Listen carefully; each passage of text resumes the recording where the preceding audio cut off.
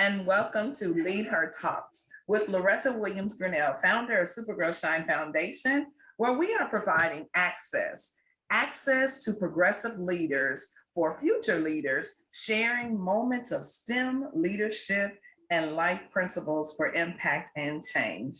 I am Loretta Williams Grinnell, the founder of Super Lady Network that benefits Supergirl Shine Foundation, where we are committed to closing the gaps for more women and girls of color and STEM innovation and leadership initiatives. And this is for all girls ages 10 to 17 in underserved and underrepresented communities. So if you have a girl who's interested in STEM or thinking about going into STEM, Supergirl Shine Foundation is the premier organization that you want to connect her with. And here is why. Jasmine Benjamin. Jasmine Benjamin is a junior studying at the University of North Texas. Jasmine is interesting being because she loves data. But what's more interesting is that Jasmine found her future Jasmine in Dr. Carolyn French Bowie, who also loves data science. Go figure. That two people from two different worlds, two different spectrums, never met each other, but data science brought them together. So tonight's conversation is simply using data science to propel your story. Using data science to prepare your story. This conversation is for nonprofit leaders as well as business owners. So let's take you on a journey. It was March 12th, 2020. And the nation, the world shut down. None of us knew what all of that meant. Some were scared, some were angry, and others were a combination of both. As the months progressed and schools were just trying to account for students, the level of stress in education reached an all-time high. But then working parents were tasked with parenting and working from home, a 24-hour cycle that seemed nonstop. Our economy suffered. Our frontline workers were placed in positions that undermined the integrity of their industries, and with high demand on each one of them. The healthcare system was compromised. Food deserts were exposed along disparities in race and racial divides. Their data was everywhere. That data was everywhere. Some was easy to understand, while much of it was so alarming, the general population didn't know what to think of all of this data. People were dying and dying rapidly in Black and Hispanic communities. Nonprofits like Supergirl Shine Foundation were hit with major budget cuts, girls not able to connect to technology due to disparities and lack of access. Carolyn, you and I were connected in the midst of all of this on LinkedIn, a professional platform where leaders and decision makers seek a place to meet and for me to impact and change. As the founder of Supergirl Shine Foundation, I knew if we didn't pivot, our summer internship program would fold because programs were scarce, funding was at loss, but girls needed exposure and access while providing them with a place in the new space that we called tech. So therefore, tonight's conversation is simply centered around using data to tell the story in times of crisis, change, and growth, something that we all have experienced and experienced vastly. So again, tonight's guest, Dr. Carolyn French Bowie. She is a professor of business, data science, and research, along with Jasmine Benjamin, a college student pursuing business information systems and research. Welcome, ladies. How are you this evening? Great. Doing great, wonderful. Well, let's dig right in here because we know that things are a little better. At least we hope that, right? But we also know that the data is still telling the truth.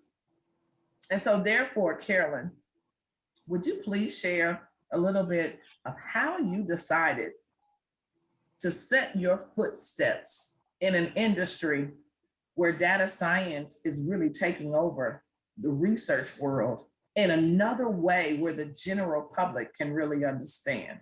How did you get into this line of work? I guess I've always been in this line of work. To be honest, I spent about 10 years in the Navy on active duty. So I was an administrator and I was working with data. I also was doing some maritime data collection and looking at radar systems and stuff like that. So data varies from data types, some text, some visual. And so it was a natural thing for me to embrace the new data science discipline because I was actually working in cartographics in the oil and gas industry after I did 2 tours in the military. Well, thank you so much because, yes, Dr. Carolyn French Bowie is a veteran and we truly appreciate your service. So, Jasmine, rising up in school, I don't think that, the curriculum right here in Texas really talked about data science or, really like business information systems. So, how did Jasmine walk into the world of stats, data, numbers, and impact? How did you get there? Well, Miss Florida, at first I decided to major in computer science because I wanted to try programming because I really enjoyed working with computers. But I found that computer science wasn't really for me. So I decided to choose a major that was similar to that, which was business computer information systems. I could still work with computers, but I could also work with data and learn how to program in other languages that would let me better utilize data. Like I can now program in Java, in SQL, and I have also learned how to program in COBOL a bit. Can I just snap? I'm just gonna snap. That's what I'm just talking about. That's what happens under, over here. We love that. That's wonderful. So interesting. I know that our paths crossed because of a mutual person that we know, which is wonderful. But when you think about your journey, Dr. French Bowie, as a professor, and you think about professor of research, your experience, would you tell us a little bit about what it is about research that actually guides the information for nonprofit business owners to really get to the root of the storytelling or get to the root of what they're trying to explain or share? What is it about that? I would say, from a technological standpoint, research is guided by the best use cases for archiving data. And when I say that, I mean there are traditional methods to archive data that are tape reams, the old video reams, reel to reel, and all that. And that data is not usable in today's market. So, what has happened probably over the last 15 years, it's been a significant effort to archive data in other formats. Thus, the terms data science comes about. Got it. Interesting. I tell you, if you stick with Supergirl Shine Foundation, not only are you going to get to understand it, but you're going to get the history lesson behind it. That's what I love about Access. Access is it's more than just I have some education for you, but I'm going to give you information, education, so that you have an understanding for application. So thank you, Dr. Bowie, French Bowie, for sharing with that. So what is it about data visualization and the impact it has when sharing stories for research and resources, Jasmine? Jasmine was one of our shining research interns this past summer. Jasmine took on the project of COVID-19, the impact, the disparities in the Black and Hispanic communities in Harris County.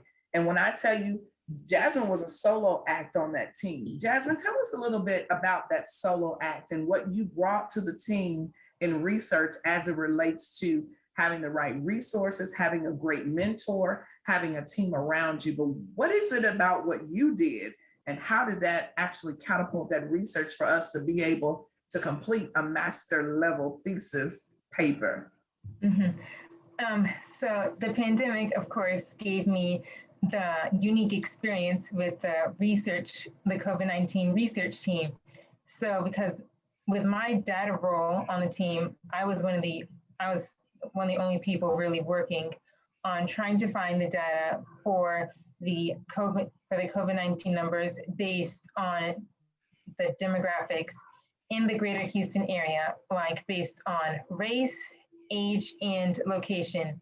And some of because it was during the recent times, I was able to see the numbers change in real time.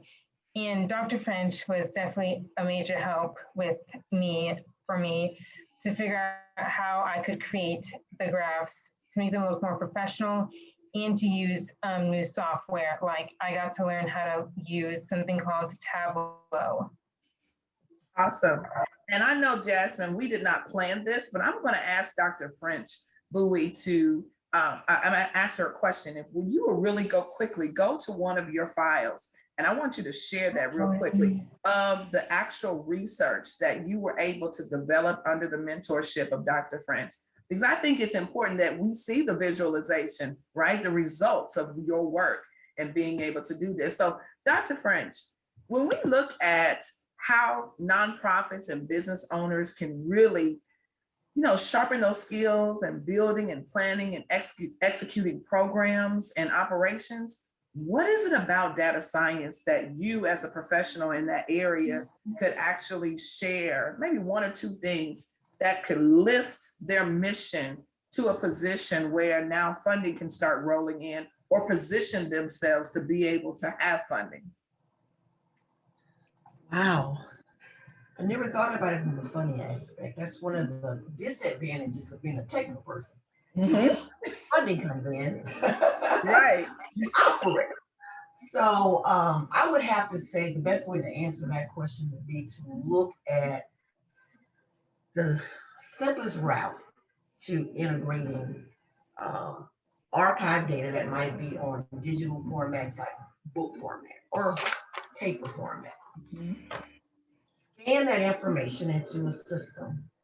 There are a lot of solutions out there for scan to text, making the text available where it can actually be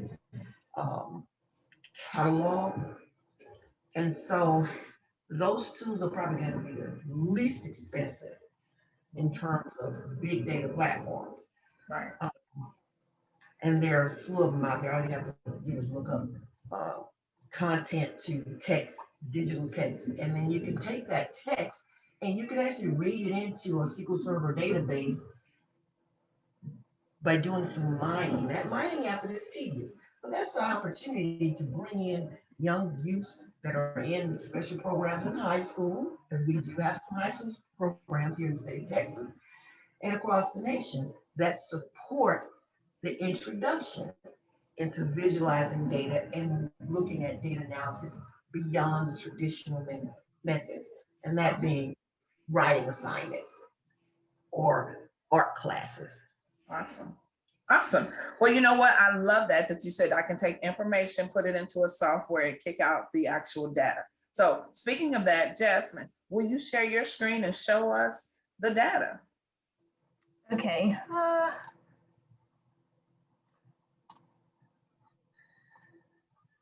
This is a PowerPoint of some of the charts that I worked on for the research project. So this first chart is about the racial groups by percent in Harris County that were affected by COVID-19 with the percentage of the cases.